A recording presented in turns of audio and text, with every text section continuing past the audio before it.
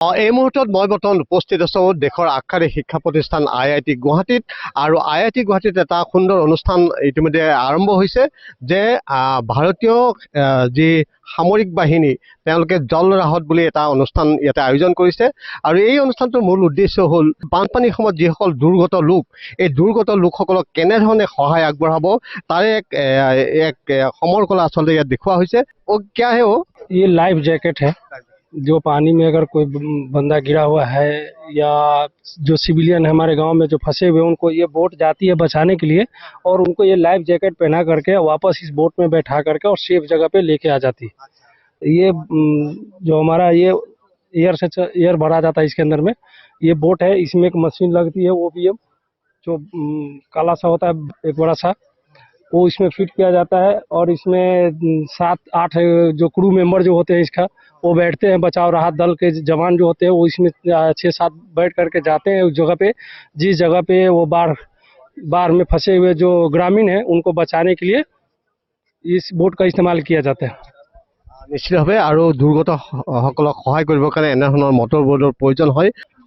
বিশেষভাৱে আমাৰ এই জল ৰাহত প্ৰগ্ৰেমটো লাষ্ট আমি কনজিকিউটিভলি পৰা আমি প্ৰচেষ্টা কৰিছোঁ ভাৰতীয় মানে আমাৰ ইণ্ডিয়ান আৰ্মি তত্বাৱধানত তেওঁলোকে বিশেষভাৱে আমাৰ যিমানখিনি ৰেছপন্স এজেঞ্চি থাকে NDRF SDRF হওক SSB তাৰপিছত ফায়াৰ চাৰ্ভিচ আপোনাৰ যিখিনি চিভিল ডিফেন্সকো ইনক্লুড কৰাৰ কথা কয় তো তেওঁলোক আমি গোটেইখিনি ৰেছপন্স এজেঞ্চিজ একেলগে আহি পেলাই আমি মানে কোঅৰ্ডিনেট এফৰ্টৰে আমি বানপানীত এফেক্টেড থকা হোৱা মানে যিখিনি আমাৰ মানুহ তেওঁলোকক ভাল ধুনীয়াকৈ কেনেকৈ আমি সহায়ৰ হাত আগবঢ়াব পাৰোঁ সেইটোৱে প্ৰচেষ্টা।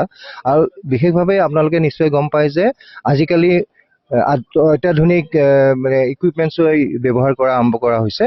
ইয়াত আপোনালোকে নিশ্চয় দেখিছিলে যে ড্ৰোন যোগেদি তেনেকুৱা মেডিচিন মানে এফেক্টেড মানুহক দিয়া হৈছিলে।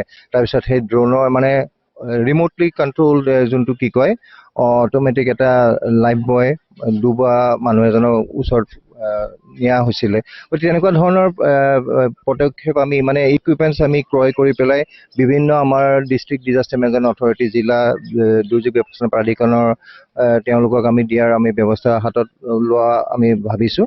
গতিকে আপোনালোকে নিশ্চয় গম পায় যে যিমান আমাৰ ৰেছপন্সটো জল্দি হয় সেই সিমানে আমাৰ মৃত্যুৰ হাৰটো কমিব। আৰু সেইবাবে আৰু এটা গুৰুত্বপূৰ্ণ দিশ হৈছে যে আমি কমিউনিটি পাৰ্টিচিপেশ্যনৰ যোগেদি আমি আমাৰ যিমানখিনি আমাৰ মানুহ আছে এফেক্টেড মানুহৰ মাজত আমি ভাল এক্টিভ ভলেণ্টিয়াৰ্ছ আমি ক্ৰিয়েট কৰা আমি প্ৰচেষ্টা কৰোঁ আমাৰ দুৰ্যোগ ব্যৱস্থা প্ৰাধিকৰণৰ ফালৰ পৰা। আৰু তেওঁলোকে বিভিন্ন মানে ৰিগাৰাছ ট্ৰেইনিং দি পেলাই আমি তেওঁলোকক যাতে বিপদত নিজৰ অঞ্চলত যদি কিবা বিপদ আহে তেওঁলোকে লগে লগে গৈ যিটো ফাৰ্ষ্ট ৰেছপণ্ডাৰ বুলি কয় তেওঁলোকে প্ৰথমতে ৰেছপণ্ড কৰি পেলাই কেনেকৈ মানুহক সহায়ৰ আগবঢ়াব পাৰে সেইটো আমি প্ৰচেষ্টা কৰিছোঁ।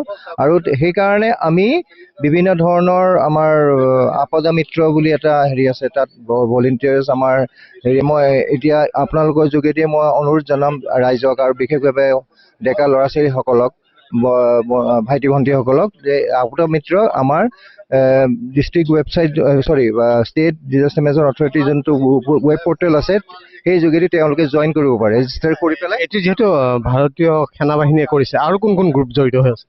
গ্ৰুপ একচুৱেলি আমাৰ এইখিনিৰ মাজতে কিন্তু সেনাবাহিনীও এতিয়া ধৰক তেওঁলোকৰ এইটো পদক্ষেপ অকল যুদ্ধতে নহয় যেনিবা এতিয়া ধৰক এনেকুৱা ধৰণৰ আপোনাৰ ফ্লাড ৰিলিফ ডিজাষ্টাৰ ৰিলিফ তেওঁলোকৰ বিশেষভাৱে তেওঁলোকৰো অত্যাধুনিক ইকুইপমেণ্টছ ক্ৰয় কৰিছে। আৰু সেইকাৰণে তেওঁলোকে মানে আমাৰ যিমানখিনি NDRF 1 নম্বৰ আমাৰ যোনটো ৰেছপন্স এজেঞ্চি আছে তেওঁলোকৰ লগতো বিভিন্ন ধৰণৰ কোঅৰ্ডিনেশ্যন কৰি পেলাই কেনেকুৱা ধৰণে তেওঁলোকে ভাল ৰেছপন্স দিব পাৰে তেওঁলোকে সেইটো ফালৰ পৰা মানে প্ৰচেষ্টা চলাইছে। দেখিছোঁ যে যথেষ্ট অত্যাধুনিক সামগ্ৰী ইয়াত অনা হৈছে, যদি এবাৰ দেখুৱাই দিলে হয়। ইয়াত যথেষ্ট দেখিছোঁ কেমেৰা পাৰ্চন গোপাল ঠাকুৰে দেখুৱাই আছে। আৰু বিশেষকৈ অসম যিহেতু এখন বানপানীৰ প্ৰবণ এখন ৰাজ্য ইয়াত ঘনাই বানপানী হয়, এই বানপানীৰ সময়ত এনেধৰণৰ সামগ্ৰী আচলতে ব্যৱহাৰ কৰা হয়। বিশেষভাৱে এইটো মই ক'বলৈ বিচাৰিছোঁ যে এই যে নাৰিকলেও যে মানুহ এজনক উপঙাই ৰাখিব পাৰে সেইটো আমি বহুতে হয়তো নাজানো, কিন্তু এইটো মানে আমাৰ যোনটো মই কৈছিলোঁ কমিউনিটি পাৰ্টিচিপেশ্যনৰ যোগেদি আমি এনেকুৱা ধৰণৰ ইকুইপমেণ্টছ আমি বনাবলৈ আমি ৰাইজক শিকাওঁ। हमारे पास है अल्ट्राथर्मिक कटिंग इक्विपमेंट। इसका काम होता है या पानी के अंदर या पानी के बाहर भी, ये किसी भी टाइप के धातु को, मेटल को आराम से काट सकता है। अल्ट्राथर्मिक कटिंग इक्विपमेंट, हर चीज़ का अलग स्पेसिफिकेशन है। अपना ये जो रॉड है ये अंडर वाटर काटता है, इस पर इंसुलेशन टेप लगा हुआ है। दूसरा है ये नॉर्मल है। और अगर हम कोई इंसिडेंट होता है, कोई रेल का हादसा होता है, कोई ऐसी चीज़ें होती हैं, तो अगर रेल के डिब्बा जो होता है उसको काट के भी अगर हम अप्रोच करना हो तो आराम से उसको इफेक्टिव काटने के काम में आता है।